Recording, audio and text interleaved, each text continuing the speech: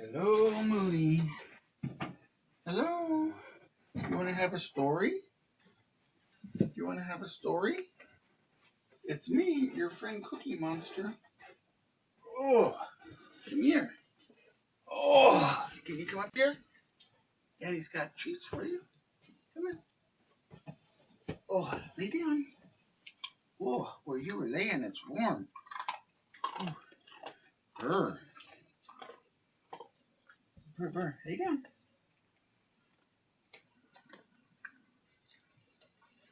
Lay down. Oh, there you go. Yes. Is it story time? I got your Cookie Monster on. Is that good?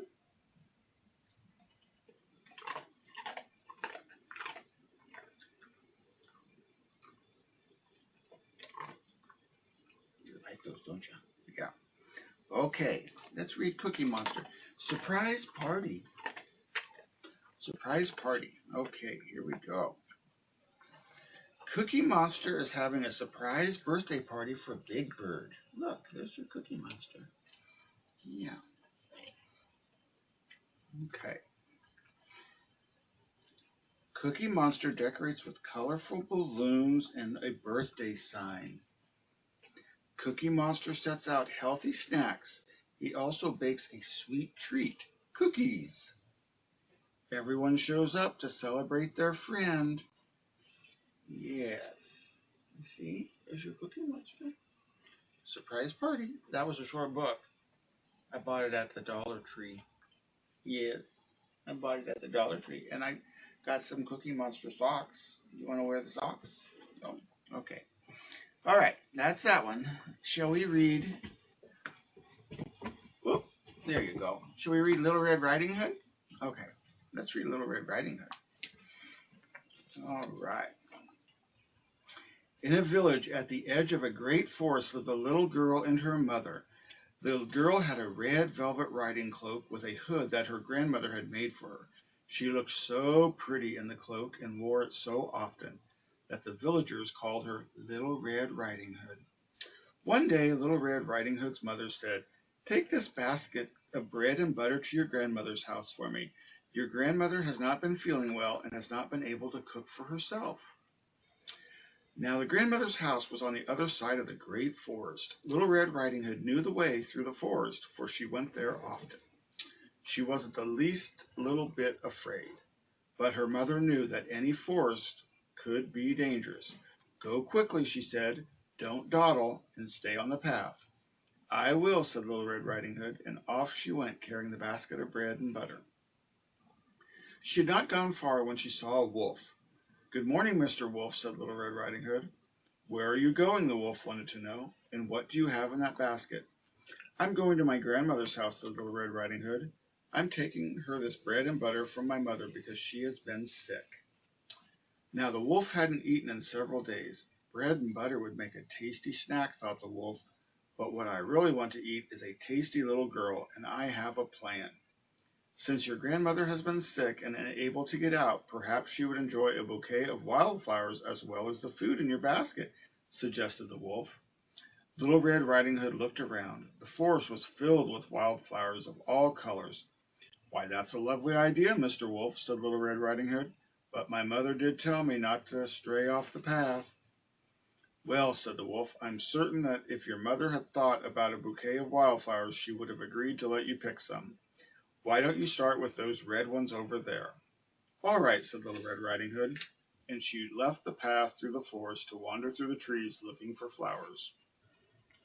Then the wolf raced down the path to the house where Little Red Riding Hood's grandmother lived. He caught his breath and knocked on the door. "Who's there?" called the grandmother. "It's Little Red Riding Hood," said the wolf, in a high, squeaky voice. "I've brought you some bread and butter." "Then lift the latch and come in, dear," said the grandmother. She was tucked into bed and did not want to get up. But when the door opened and the wolf walked in, she sat straight up and then fainted from fright. The wolf was not interested in eating the old woman, only Little Red Riding Hood, so he rolled the grandmother under the bed.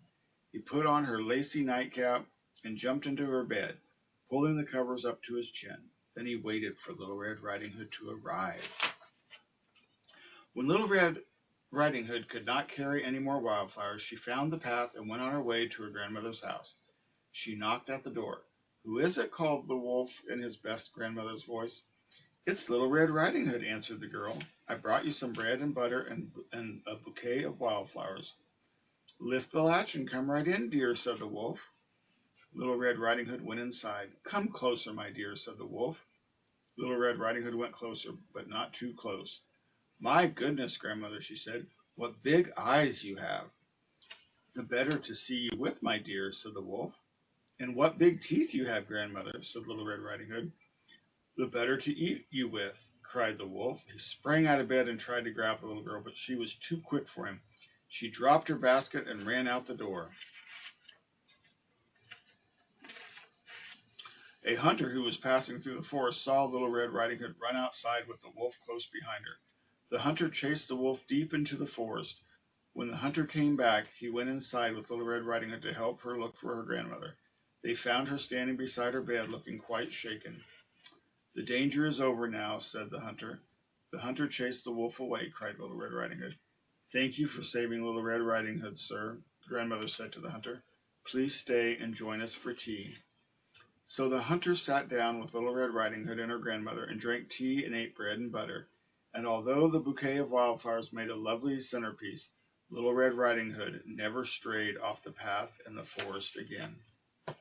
Did you like that? Did you like the Little Red Riding Hood? Aw, I love you, sweetheart. I love you. I love you. It's cold out there today, isn't it? Yes, it is.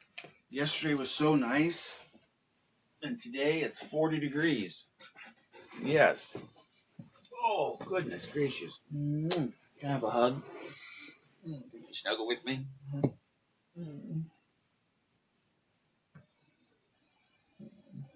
love you.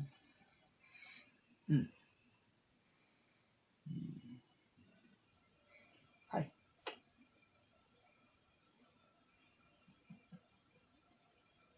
You want to tell your friends hello? Tell everybody happy Sunday? Yeah? Tell everybody that you hope they're having a good weekend. Yeah.